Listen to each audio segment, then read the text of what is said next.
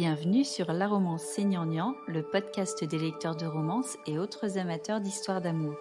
Je suis Swolène, lectrice et animatrice du podcast.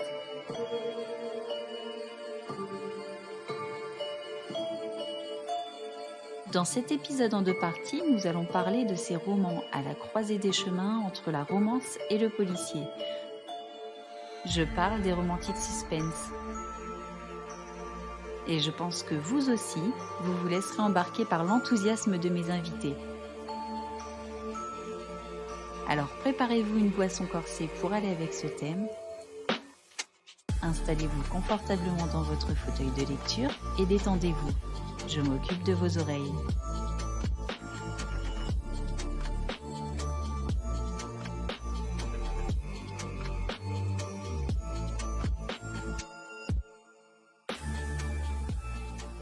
Pour parler de romantique suspense, j'ai invité 2 auteurs francophones qui ont publié récemment d'excellents romans dans ce sous-genre. Il m'a paru d'un intérêt immense de parler de leur série. Bonjour et bienvenue Nina Lorraine et Rochelle Gab. Bonjour. Bonjour. Merci beaucoup d'avoir accepté cette interview. Eh bien, avec plaisir. Merci à toi de ton invitation. Avant d'entrer dans le vif du sujet, je vous laisse vous présenter auprès de nos auditeurs. Vous avez 2 points communs, le sous-genre du romantique suspense et un éditeur, Juno Publishing. Nina Lorraine, tu écris dans divers sous-genres de romances et tes romans sont publiés chez plusieurs éditeurs. Quel est ton parcours ? Alors moi, donc j'ai commencé par être publiée par les éditions Addictive en 2019. Donc, j'ai commencé par la romance contemporaine, qui est en fait le style, je dirais, le plus commun de la romance. Et puis ensuite, je me suis lancée en auto-édition, toujours en contemporaine. Et puis récemment, j'ai signé un contrat avec Juno Publishing pour publier mes romans de romantic suspense. Voilà, et j'en suis ravie. Est-ce que toi-même tu lis de la romance ? J'aime bien poser cette question puisque tous les auteurs de romance ne lisent pas forcément de la romance ou peu. Est-ce que toi tu fais partie des lecteurs de romance addicts ? Oui, mais alors pas depuis si longtemps que ça. En fait, moi, je suis une grande lectrice depuis des années, depuis toute petite. Je lis beaucoup de choses, mais j'ai découvert la romance assez sur le tard. Je dois l'avouer, et ça a été un peu un coup de foudre, mais j'ai quand même une petite préférence pour le romantic suspense depuis le départ, et surtout pour la romance MM. Voilà, par exemple, je ne lis presque pas de romance MF, mis à part quelques autrices ou auteurs que je connais. Sinon, c'est vraiment pas un style qui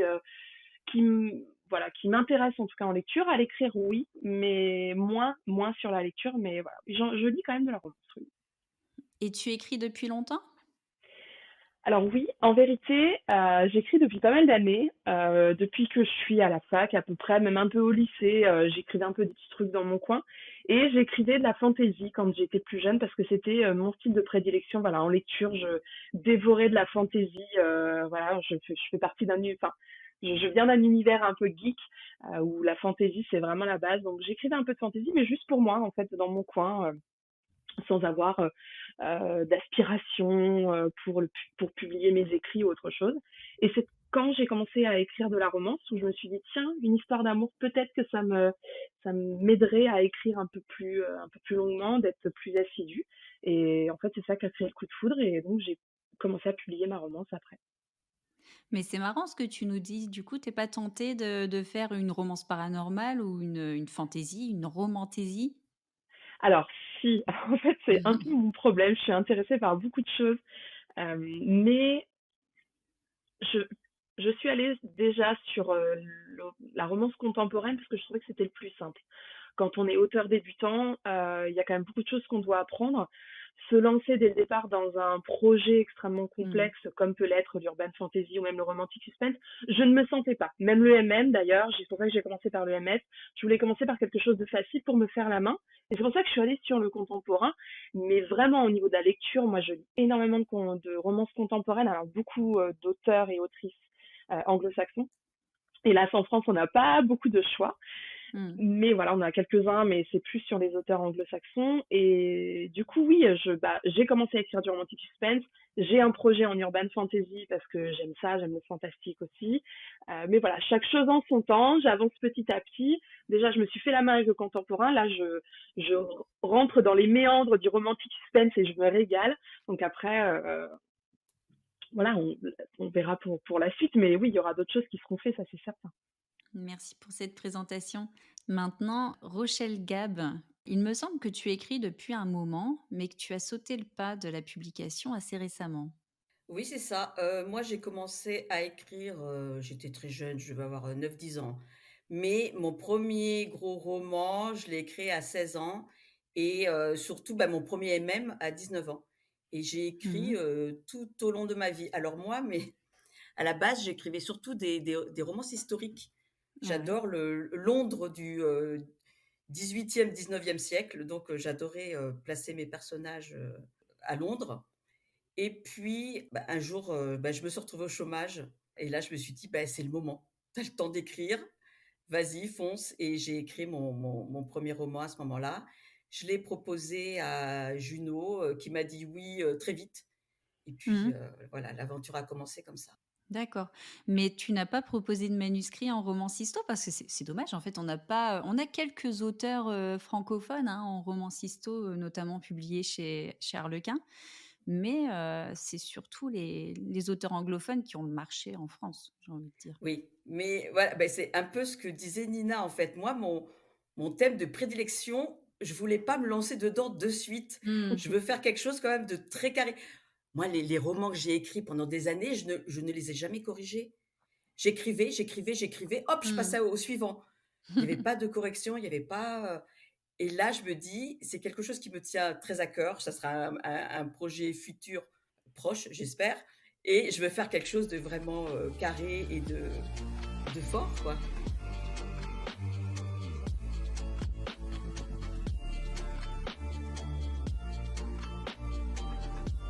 Il est maintenant temps de définir le romantic suspense afin que nous parlions tous de la même chose. Le romantic suspense est un sous-genre de la romance. En ce sens, deux sujets sont élémentaires. Le premier est que l'intrigue principale concerne le développement d'une histoire d'amour entre deux personnages. Le deuxième concerne l'environnement de suspense, c'est-à-dire que nos personnages sont réunis par une intrigue mêlant danger et action. En général, au moins l'un de ces personnages fait partie des forces de l'ordre, de l'armée ou autre. Ça a l'air simple, dit comme cela, mais en fait, pas du tout. Car la recette d'un bon romantique suspense est de trouver l'équilibre entre une romance solide et un contexte d'enquête plausible et captivant. Est-ce que vous voulez ajouter quelque chose à cette définition? Non, je j'ajouterais pas spécialement quelque chose. Je trouve que justement, c'est ce qui est important, c'est cet équilibre entre le suspense et la romance, et tu l'expliques très très bien. Et je pense que c'est ça qui est le cœur même du romantic suspense, c'est vraiment cette part, cet équilibre qu'on doit trouver entre les deux penchants en fait de l'histoire. Ouais, non, mais moi, je suis complètement d'accord. Il doit pas y avoir, l'une des 2 parts qui prend le pas sur l'autre. Sinon, bah, c'est une romance avec une intrigue ou Mm, c'est un polar. tout à fait. Et du coup, on vise pas le même public, et là, c'est la catastrophe sur les avis lecture. Exactement, et je trouve ça aussi extrêmement problématique, par exemple, quand on va sur un site comme Amazon pour acheter ses livres, même si je conseille des gens d'aller acheter leurs livres en librairie, mais bon, notamment en auto-édition, on va sur Amazon, c'est assez simple, ou sur Kobo, Mm, où en fait il y a beaucoup de maisons d'édition qui mettent leurs romans, qui publient leurs romans dans la catégorie romantique suspense, parce qu'il y a moins de romans, et du coup c'est plus facile de rentrer dans les classements. mm. Et où en fait c'est du contemporain, et voilà, il y a des maisons d'édition dont je ne tairai le nom, qui sont spécialistes de ça, à mettre tous leurs romans en romantique suspense, alors que ce n'est pas du tout du romantique suspense. Et moi ça m'agace, parce que quand je vais sur un site et que je me dis tiens, j'ai envie d'acheter un roman de romantique suspense, et que je vais dans la catégorie romantique suspense ou romance à suspense en français, je me retrouve avec beaucoup de romances contemporaines, et moi j'ai pas envie de ça, et je trouve ça extrêmement frustrant. Et en plus je trouve ça un peu malhonnête vis-à-vis de ceux qui vont mettre leur roman dans cette case-là, alors que ça en est pas en réalité. Oui, c'est malhonnête envers l'auteur et envers le lecteur, et le résultat, ça va être juste d'avoir des avis qui vont être négatifs Mm, parce qu'on pensait avoir autre chose Oui, entre les mains. bah, on tout n'a à fait. pas, ce qu'on attend.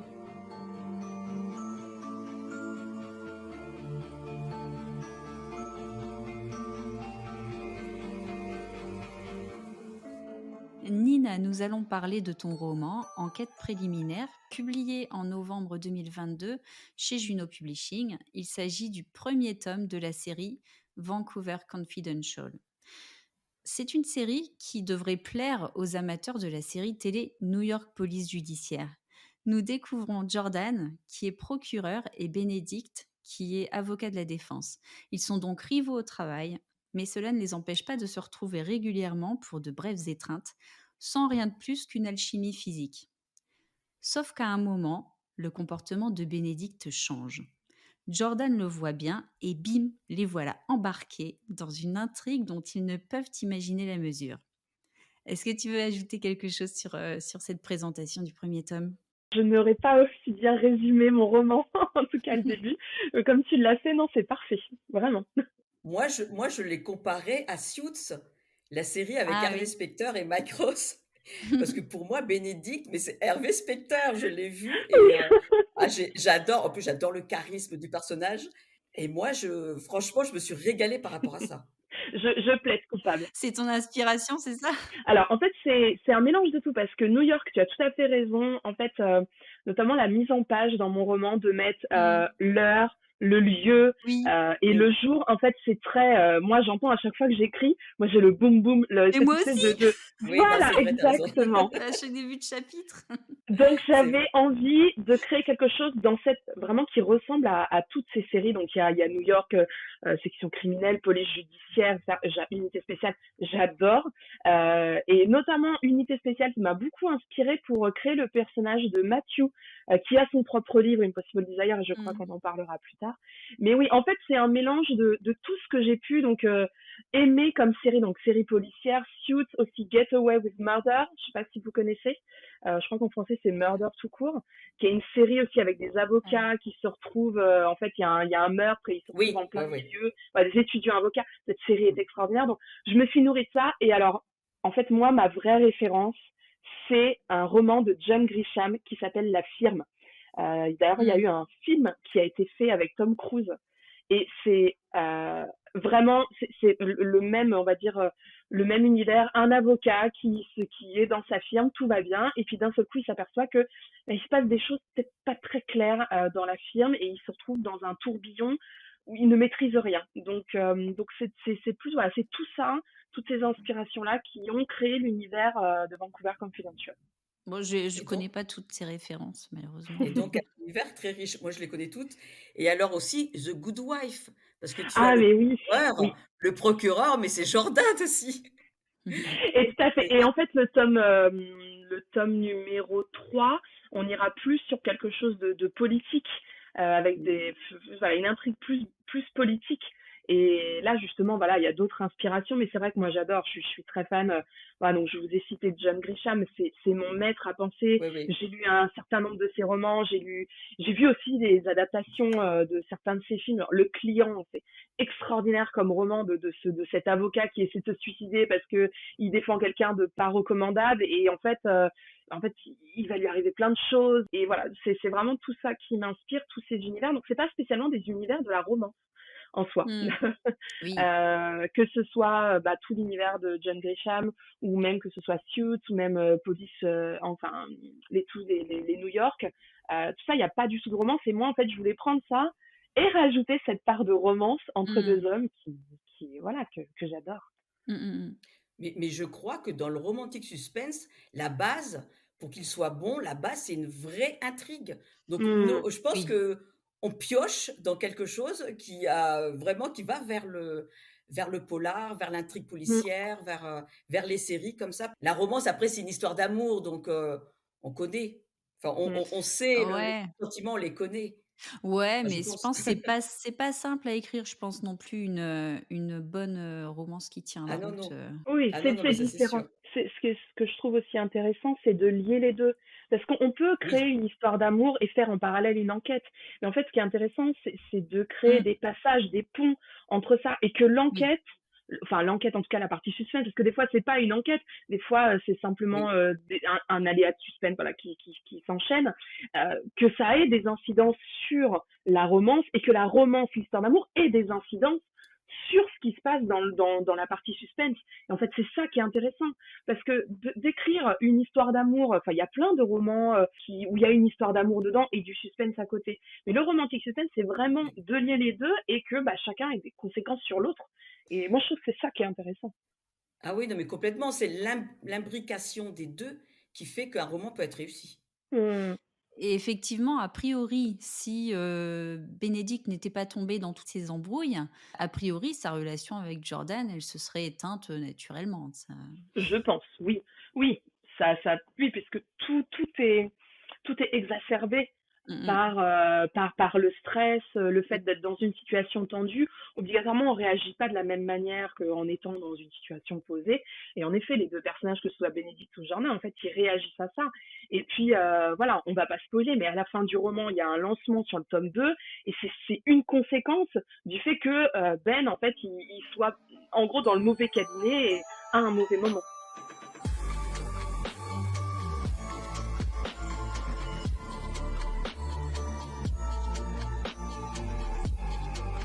Pour moi, ce qui distingue ton roman des autres, c'est ce contexte juridique sur lequel, tu t'appuies pour développer une intrigue complexe et même tentaculaire et qui paraît à un moment donné, inextricable. Vraiment, moi, je suis passionnée par le droit, par les avocats. C'est un métier qui me fascine énormément. Donc, pour moi, c'est venu très naturellement. Et c'est vrai que le côté thriller juridique, c'est quelque chose, on n'est pas énormément habitué en France. C'est un style très américain, donc on a plein d'auteurs. Je citais John Grisham, mais il y en a des dizaines d'autres, des auteurs qui sont spécialisés dans ce qu'on appelle le thriller juridique, où on va avoir, en fait, le principe, c'est de mettre des avocats en scène dans une situation de suspense.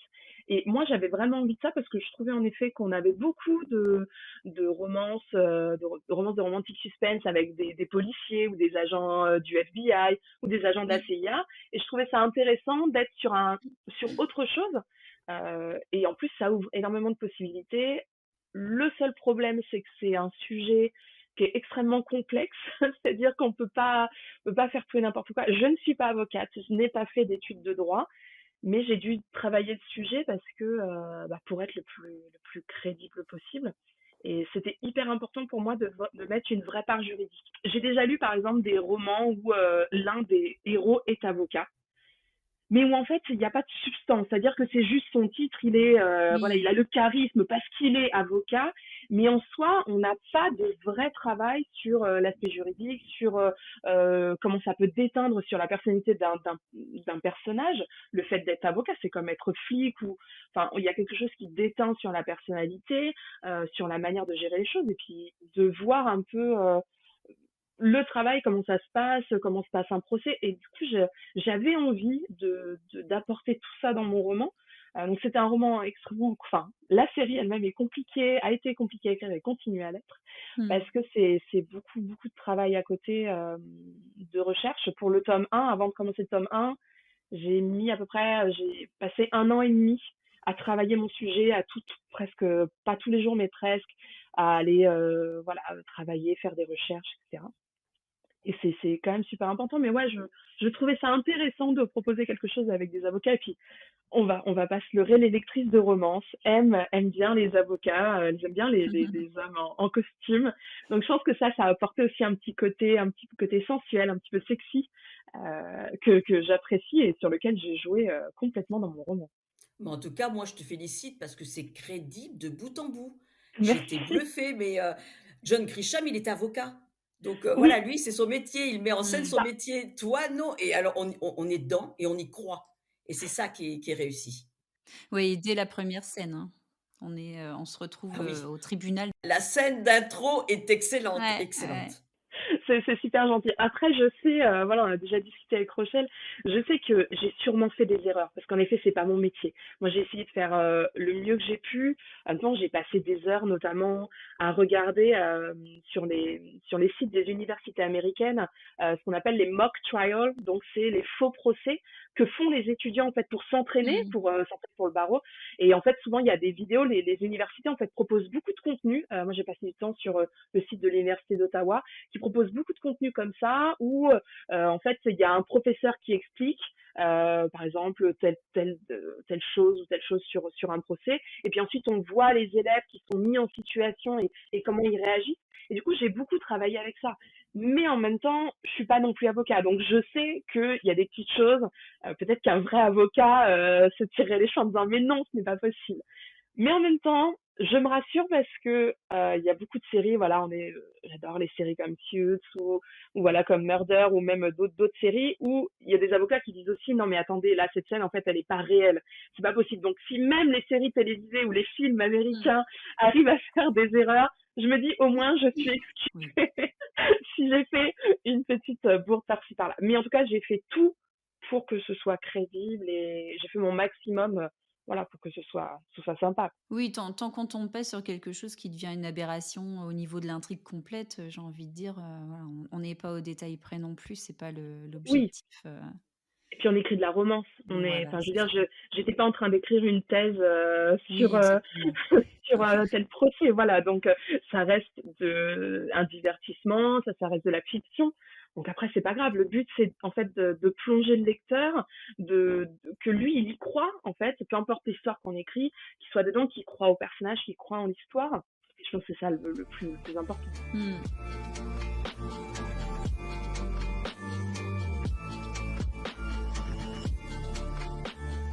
Il est plutôt rare que les 2 protagonistes ne soient ni agents spéciaux, ni militaires, ni policiers.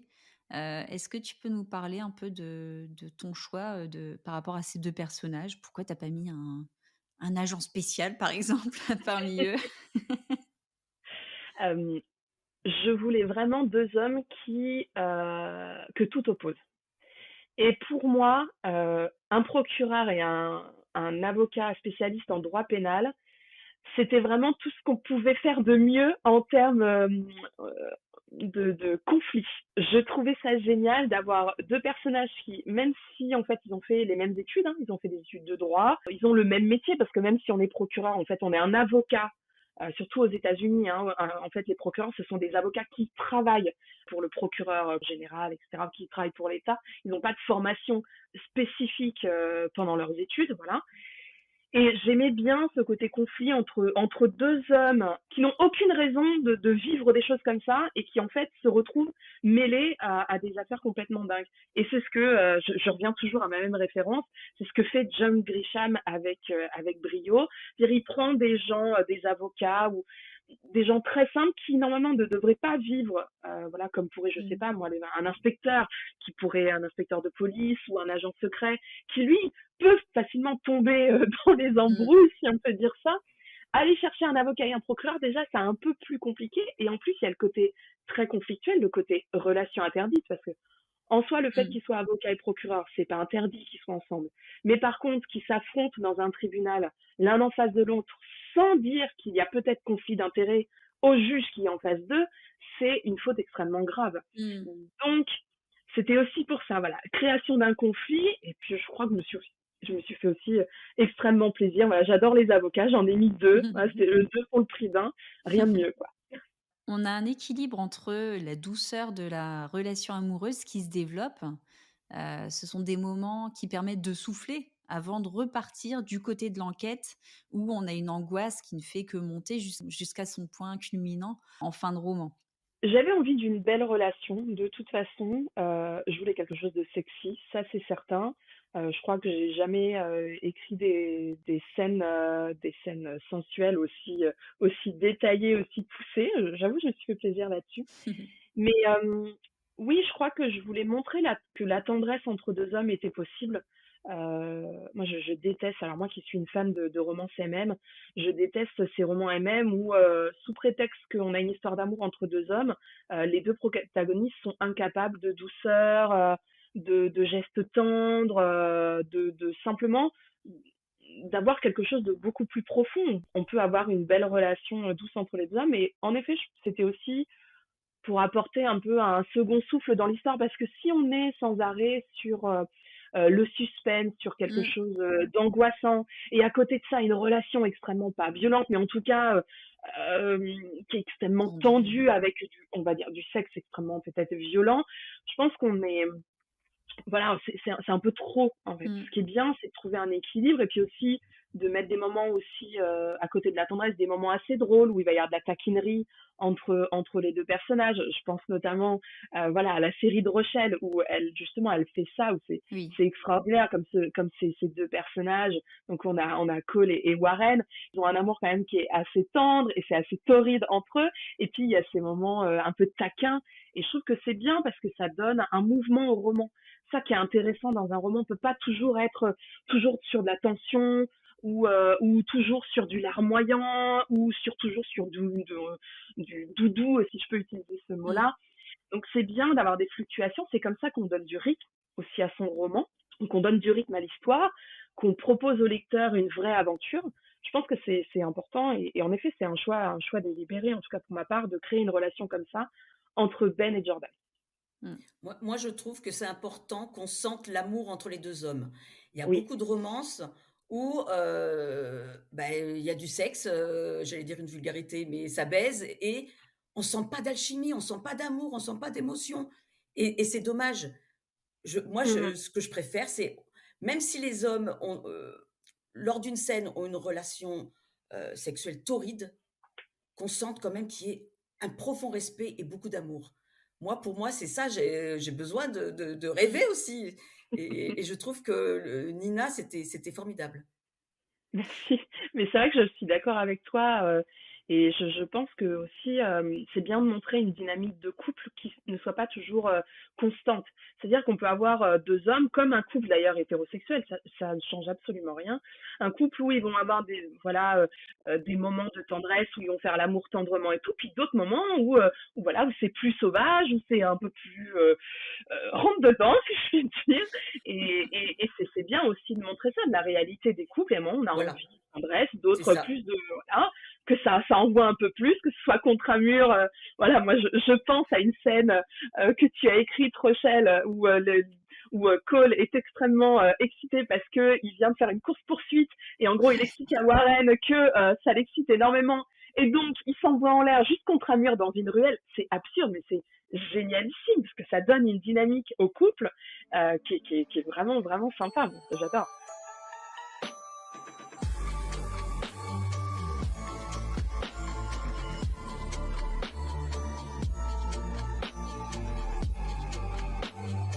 Et j'ai l'impression que tu es un petit peu, drama aussi, tu sais, dans les romances parce que dans ce roman-là et dans, Christmas Challenge, il y a la petite scène, drama quoi entre 2 où on se dit: «Oh non, qu'est-ce qui se passe? C'est horrible!» J'aime les émotions fortes. Je les recherche en les écrivant justement pour les faire passer aux lectrices et aux lecteurs. Le drama, enfin en tout cas toutes ces scènes un peu de drame qui vont compliquer la relation, elles vont aussi aider en fait à complexifier l'intrigue. Parce que si on a deux personnages, par exemple, avec qui ça se passe très bien, tout va bien, voilà, ils commencent leur relation, puis ils la continuent, ils avancent sur leur chemin de manière linéaire, sans complication. La dynamique va être un peu différente. Et ce que je trouve intéressant, c'est justement de créer des embûches dans le couple pour que ça rebondisse sur l'enquête et que ça complexifie encore plus les choses. Entre Ben et Jordan, voilà, tous ces moments où ça se passe mal entre eux, ça a des incidences sur toute la partie suspense aussi. Et même en romance contemporaine, voilà, c'est bien aussi de temps en temps de faire un peu souffrir les lectrices, les faire un peu pleurer, les émotions fortes. En fait, c'est ça Oui, qui est intéressant, et je pense que Rochelle va être d'accord avec moi, c'est de créer des émotions fortes, que ce oui. soit du rire, des pleurs, de la tendresse, de la haine. Enfin, moi, j'ai lu des bouquins où j'avais envie de mettre un coup de poing dans le mur, d'être violente parce que ça me retournait complètement. Et un livre qui est plat, où en fait on ne fait pas le yo-yo, pour moi c'est pas une lecture intéressante. Donc oui, j'aime bien rajouter un peu de drama, des trucs où on s'y attend pas, où d'un seul coup, bam, allez, tout va bien, et ben non, tout ne va pas bien. Et ça, c'est encore une fois, c'est aussi un travail sur la narration, de créer comme ça en fait des courbes. Hein, c'est pas tout droit, tout n'est pas lisse, tout n'est pas simple. Et puis les couples, ça se dispute. Ils sont pas toujours voilà, les petits oiseaux, tout va bien.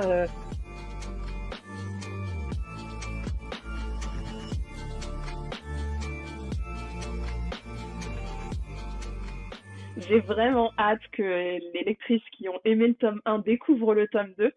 Et voilà, en ce moment, je suis sur l'écriture du tome 3 et je me régale. Il va être très noir, le tome 3, Ah oui. extrêmement noir. Voilà, j'ai décidé de traiter d'un sujet, je pense, qui fera réagir et c'est ce que je recherche. Voilà, je suis un petit peu sadique, je pense, sur les bords. Mais j'ai hâte parce que c'est vrai que la fin du tome 1, j'ai laissé plus d'une personne un peu sur les nerfs et j'ai vraiment hâte que tout le monde découvre, en tout cas, le tome 2. Et il y aura encore plus dans le tome 2 ce côté judiciaire, un peu ce côté très avocat de Ben, et je me suis régalée. La fin du tome 1 ne m'a pas perturbée.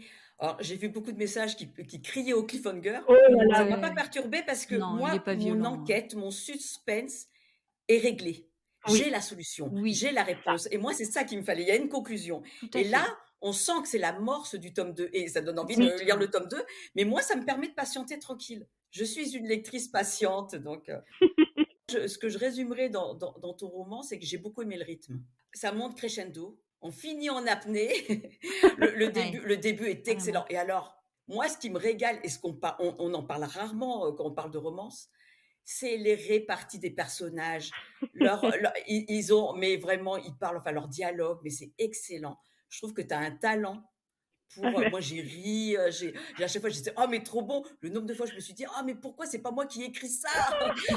Mais c'est ça, et Non. j'adore tes réparties, je trouve que c'est juste, c'est crédible et ça donne du rythme. Et on parlait de rythme par rapport au côté, voilà, drama, mais c'est ça qui est important, c'est, qu'il y ait différents Mm, rythmes dans un roman, que ça soit pas un encéphalogramme plat tout à fait. et que voilà, on monte, on descend, on monte, on descend et là, c'est que ça et Mmh. on finit, en apnée et Ouais. c'est ça qui est excellent et à la fin, presque à la fin, le cliffhanger, je me dis: «Bon, ben, voilà, OK, on en est là, mais je peux respirer». Voilà, j'attends Ça la me suite rassure. tranquille, mais c'est excellent. Et moi, je veux souligner la qualité. Là, il y a du travail, c'est bien écrit. Enfin bon, moi, j'ai adoré, donc tu le sais. Bon, déjà, j'espère que le 2 va plaire et le 3 aussi, mais le 2, pour l'instant, c'est mon préféré, pour l'instant. Ouais, mais moi, je n'en doute pas. Parmi tes romans, il y a un bon exemple pour illustrer la différence entre un romantique suspense et une romance contemporaine, puisque dans Enquête préliminaire, nous retrouvons un personnage d'un autre roman, Impossible Desire.